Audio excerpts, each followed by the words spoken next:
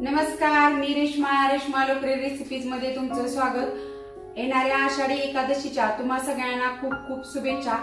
उपवास म्हणलं की डोळ्यासमोर पहिला पदार्थ येतो तो म्हणजे साबुदाणा खिचडी. आणि बघा, बऱ्याच जणांचं काय होतं, ही साबुदाणा खिचडी बनवतानाच अशी वातड तयार होते किंवा बऱ्याच जणांची ही थंड झाल्यानंतर खिचडी मऊ राहत नाही, ती वातड होते.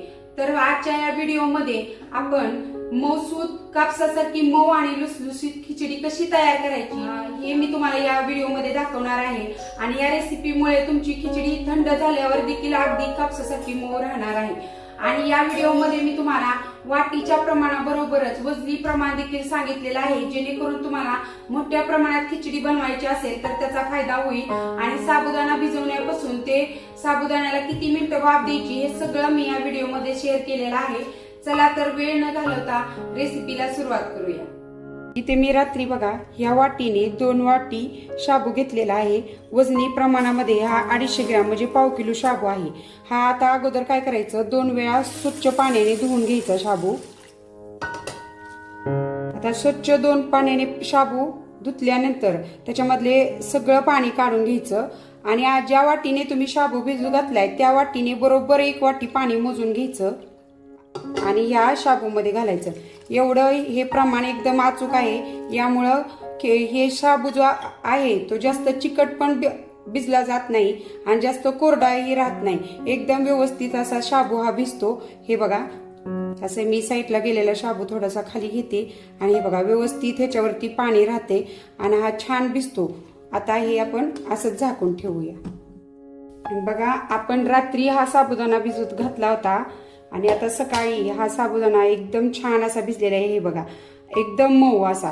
आणि मऊसूत खिचडी व्हायला हा आपला साबुदाणा असा व्यवस्थित भिजलेला असला पाहिजे.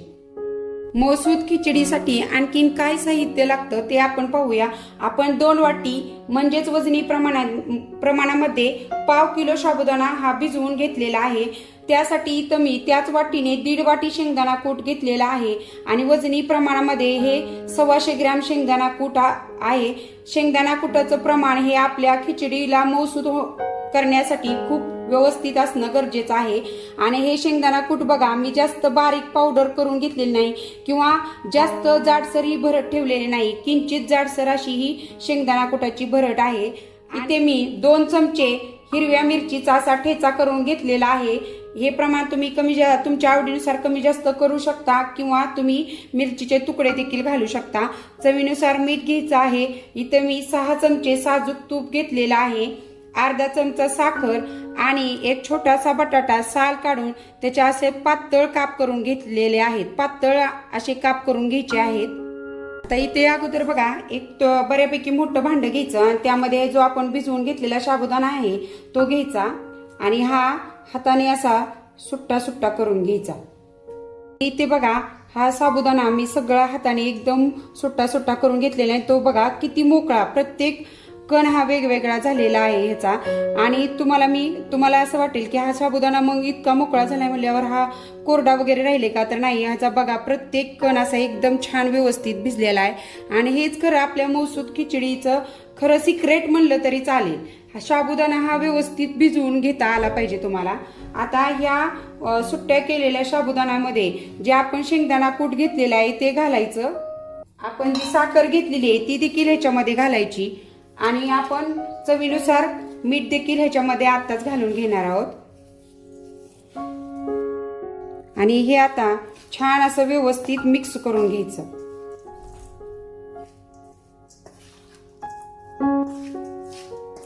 आता व्यवस्थित मिक्स झाले. ह्याची आता आपण खिचडी बनवून घेऊया. गॅस चालू करून मी त्याच्यावरती अशी जाड बुडाची ही आपली कढई ठेवलेली आहे. त्याच्यामध्ये जे आपण तूप घेतलेलं आहे ते घालायचं. इथे आपण 6 चमचे तूप घेतलेला आहे, कारण आपल्याला त्यामध्ये बटाटा परतून घ्यायचा आहे. तुम्ही जर बटाटा घालणार नसला तर तुम्ही 4 चमचे तूप घेतलं तरी पुरेसं होतं. आता आपलं तूप गरम झाले आणि हे बघा मी बटाट्याच्या फोडी ह्या पाण्यातून काढून किचन टॉवेलने अशा थोड्याशा कोरड्या करून घेतलेल्या आहेत. त्यामुळे काय होतं, या पटकन शिजतात. आता ह्या आपण तुपामध्ये टाकूया आणि याच्यावर किंचित असं मीठ घालायचं, ज्यामुळे काय होतं या पटकन शिजतात देखील आणि त्याला आतून छान अशी चव येते. थोड्याशा परतून घेऊया आपण. गॅस एकदम कमी ठेवून 2 मिनिटं छान ह्या फोडी ह्या तुपात परतून घ्यायच्या आणि आता ह्याला आपण कमी गॅसवरच 2 मिनिटं वाफ देऊया, जेणेकरून ह्या छान शिजतील. आणि 2 मिनिटं झालेली आहेत आणि हे बघा आता आपल्या ह्या फोडी शिजलेल्या आहेत छान मऊ अशा. हे बघा शिजल्यानंतर जो आपण ठेचा घेतलेला आहे मिरचीचा तो ह्याच्यामध्ये घालायचा आणि छान परतून घ्यायचा. तो देखील कमी गॅसवरती 1 मिनिटभर हा ठेचा ह्याच्यामध्ये परतून घ्यायचा. आणि आता ह्याच्यामध्ये जे आपण असं बनवून ठेवलेलं आहे खिचडी ती ह्याच्यामध्ये घालायची. हे असं छान मिक्स करून घ्यायचं. आणि आता आपला गॅस जो आहे तो आपण फुल ठेवायचा आहे आणि असं सतत हलवायचं. हे हा साबुदाणा असा हाताला गरम लागेपर्यंत आपल्याला गॅस फुल ठेवायचा आहे. आणि आता बघा हा साबुदाणा आपला छान असा गरम झालाय. गरम झाला की काय करायचं, गॅस एकदम कमी करायचा आणि ह्या साबुदाण्याला आपण वाफ देऊन घेऊया आता. आणि आता 10 मिनिटं झालेली आहेत. कमी गॅसवर 10 मिनिटं मी ह्याला वाफ देऊन घेतलेली आहे. मध्ये 2 वेळा मी अशी छान हलवून घेतली होती खिचडी.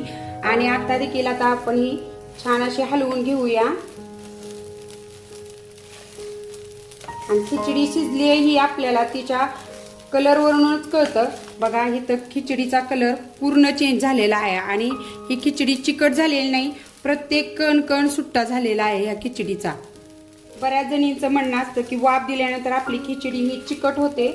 तसं काही नाही. तुम्ही जर शेंगदाणा कुटाचं प्रमाण योग्य ठेवलं आणि शेंगदाणा कुठे किंचित जाडसर वाटून घ्यायचं त्यामुळं, आणि साखर देखील घालायची. बघा साखरेमुळे पण आपली खिचडी मऊ होते आणि थंड झाल्यावर देखील ती मऊ राहण्यास मदत होते. आणि अशी ही आपली कापसासारखी अगदी मऊ ओटाने खाता येईल अशी मऊसूद खिचडी तयार झालेली आहे.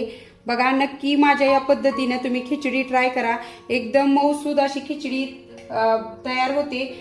जर तुमच्या घरात म्हातारी माणसं असतील, लहान मुलं असतील, त्यांना देखील ही खाण्याजोगी अशी खिचडी तयार होते. वयोवृद्ध माणसं असतील तर बघा त्यांना असं जर वातड खिचडी झाली तर ती चावता येत नाही. आणि जर तुम्ही अशा पद्धतीने खिचडी बनवली तर त्यांना सहज खाता येईल. एकदम कापसासारखी मऊ मऊ लुसलुशीत अशी खिचडी तयार होते. येणाऱ्या आषाढी एकादशीला नक्की या पद्धतीनं खिचडी तयार करा आणि विठुरायालाही खाऊ घाला आणि तुम्हीही खा. ही खिचडी मऊसूद तयार झाली का ही ओळखण्याची आणखीन एक छोटीशी ट्रिक सांगते तुम्हाला. आपण जी खिचडी बनवली आहे त्यातले असे साबुदाणे घ्यायचा कण घ्यायचा आणि तो असा चिमटीमध्ये दाबला आणि तो असा तुटला की समजायचं आपली खिचडी ही सहज तुटला पाहिजे. सहज तुटला की ओळखायचं की ही आपली खिचडी मऊसूद अशी तयार झाली आहे. अशी आपली कापसासारखी मऊ आणि लुसलुशीत अशी खिचडी तयार झाली आहे. 2-3 जी काही कारण आहेत त्यामुळे तुमची खिचडी वातड होते ती अगदी थोडक्यात तुम्हाला इथे सांगते. जर तुमचा साबुदाणा नीट भिजलेला असेल तेव्हा देखील तुमची खिचडी वातड होते. किंवा जर तुम्ही तिला ओव्हर कुक केलं म्हणजे सतत असं गॅसवरती हलवलं ना तेव्हा देखील तुमची खिचडी ही वातड होऊ शकते. फक्त साबुदाणा गरम होईपर्यंतच तुम्ही ती फुल गॅसवर गरम करून घ्यायचा साबुदाणा आणि नंतर त्याला 10 मिनिटं वाफ द्यायची. या पलीकडे जास्त वाफ ही देऊ नका. त्यामुळे काय होतं ओव्हर कुक जर झालं तर तेव्हा देखील तुमची खिचडी ही वातड होऊ शकते. आणि तिसरं कारण म्हणजे शेंगदाणा कुटाचं प्रमाण आणि शेंगदाणा कुटाचं स्ट्रक्चर हे तुमचं अचूक असलं पाहिजे. अशा काही 2-3 छोट्या गोष्टी आहेत ते लक्षात ठेवा आणि छान अशी मऊसूद खिचडी येणाऱ्या एकादशीला ट्राय करा. रेसिपी आवडल्यास रेसिपीला लाईक अँड शेअर करा आणि अशाच रेसिपीसाठी आपल्या चॅनेलला सबस्क्राईब करा. पुन्हा भेटूया नवीन एका रेसिपी सोबत. धन्यवाद.